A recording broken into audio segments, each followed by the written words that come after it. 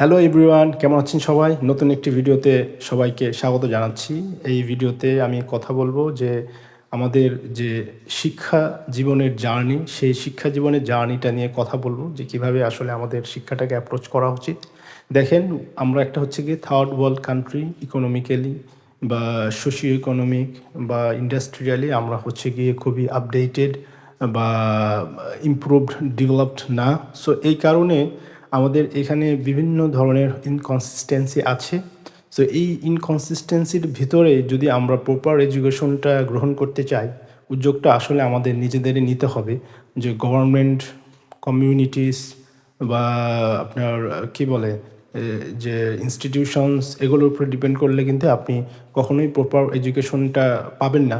এই যে শুধু একটা সহজ উদাহরণ দিই যে 1 থেকে 12 ক্লাস পর্যন্তই কিন্তু আমাদের ইংরেজি সিলেবাস অন্তর্ভুক্ত এবং ইংরেজি পড়ানো হয়। এখানে কিন্তু খুব কম স্টুডেন্টই আছে যারা প্রপারলি ইংলিশ ল্যাঙ্গুয়েজের যে রিডিং বা রাইটিং স্কিল বেসিক্যালি যেটা শেখানো হচ্ছে এই কারিকুলামের ভিতরে, তারা কিন্তু খুবই দুর্বল। তারা ভোকাবস জানে না, তারা হচ্ছে গিয়ে কি বলে যে how to translate a sentence, একটা সেন্টেন্স ট্রান্সলেট করতে পারে না, বা একটা যদি তাদেরকে অ্যাপ্লিকেশন লিখতে দেওয়া হয় তারা নিজে থেকে সেটা লিখতে পারছে না। এর মেন কারণগুলো কি? একটা ল্যাঙ্গুয়েজ শেখার ক্ষেত্রে কিন্তু আপনার বুঝতে হবে যে আপনার কী কী শিখতে হবে। আপনাকে হচ্ছে গিয়ে কী বলে ভার্ব, এরপরে এই ভোকাবুলারি, এরপরে হচ্ছে গিয়ে গ্রামার, এই জিনিসগুলো শিখতে হবে। এইগুলো শেখার পরে এরপরে আপনি যে বারবার জিনিসগুলো অ্যাপ্লাই করবেন, প্র্যাকটিস করবেন। প্র্যাকটিস করার মাধ্যমে আপনি হচ্ছে কি ইংলিশে ভালো করবেন। কিন্তু আমাদের দেশে যেটা হয়ে থাকে যে মোস্ট অফ দ্য স্টুডেন্ট বা টিচাররা যেটা করেন, তারা পড়ার সময় বা পড়ানোর সময় কিন্তু এই জিনিসগুলোতে ফোকাস কম করেন। তারা দেখা যায় যে প্যারাগ্রাফ বা কোনো একটা কোশ্চেন তারা হচ্ছে কি মুখস্থ মেমোরাইজ করে ফেলছে। So what is the best way to learn English বা অথবা লার্ন ভোকাবুলারি শিখতে হলে আপনাকে যেটা করতে হবে যে একেবারে জিরো থেকে, মানে ক্লাস 1 থেকেই যে অ্যাপ্রোচটা ফলো করবেন, যদি আপনি শিক্ষার্থীর বাবা মা বা গার্জিয়ান হয়ে থাকেন, সেটা হচ্ছে গিয়ে সে যাই পড়বে সে যাতে বুঝে পড়ে, তাকে ওয়ার্ডটা বলে দিবেন। সে যাই পড়ছে, যাই দেখছে, হ্যাঁ, ইংলিশ রিলেটেড বা ইংলিশ ওয়ার্ড বা যাই সে বলছে, তাকে কখনোই যে উইদাউট নোয়িং দ্য মিনিং সে ওয়ার্ডটা যাতে না বলে, এটা মাথায় রাখবেন। তাহলে দেখেন 12 years a very long time to learn a language.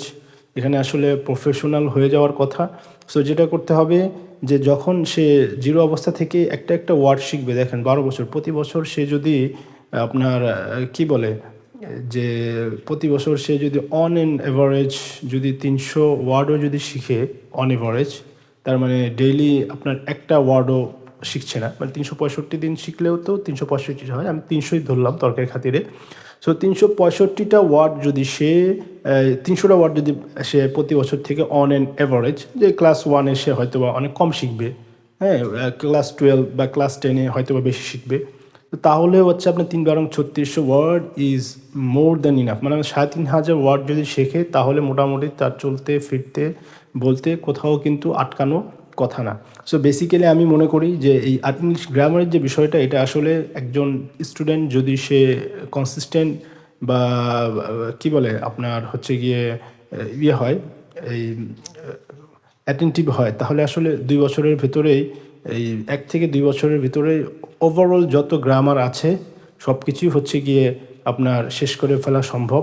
হ্যাঁ, সো এই হচ্ছে গিয়ে আপনার ইংলিশ শেখার জার্নি। এরপরে আরও কিছু স্ক্যাম আছে, সেটা হচ্ছে গিয়ে যে যে কোচিং সেন্টারগুলোতে, সব কোচিং সেন্টারই কিন্তু যে প্রপারলি কিন্তু গাইডটা করে না। অনেক চটক দেওয়ার বিজ্ঞাপন বলি বা এই কী বলে যে আপনার অনেক অ্যাট্রাকটিভ কিছু ম্যাটেরিয়ালস দেখিয়ে কোচিংয়ে আপনার অ্যাট্রাক্ট করে, কিন্তু যেটা আপনার বুঝতে হবে যে আপনি সেই কোচিং বা সেই টিচারের কাছে যাবেন যে আসলে প্রপারলি আপনাকে ভাষাটা শেখাবে, আপনাকে অ্যাকোয়েন্টেড করবে এবং অ্যাপ্রোচ করতে শেখাবে যে কীভাবে আপনি ওই কোচিং বা ট্রেনিংটা শেষ হওয়ার পরেও আপনি হচ্ছে গিয়ে ভাষা শেখার জার্নিটা আপনি চালিয়ে যেতে পারবেন।